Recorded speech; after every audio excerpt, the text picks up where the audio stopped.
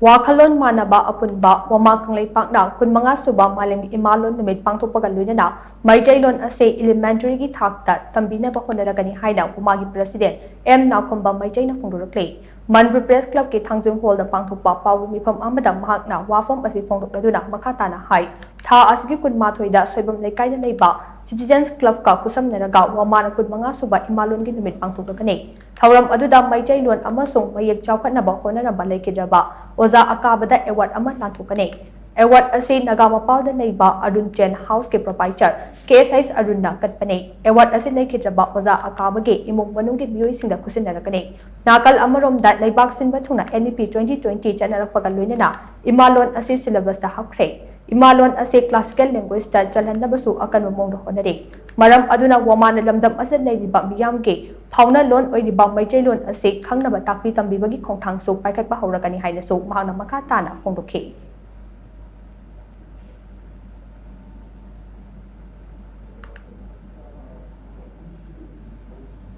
Imalon sakhannabu honabada isa imingsu imalonda lorena isa gi loop ID organization adusu imalonda thambiraga tangai phadana malengi khangnaba lon English da thondu phagi kharadang hapiraga isa gi loop ado organization ado isa gi imalonda thonbiu lorena isa gi imingsu imalon thonab honabiu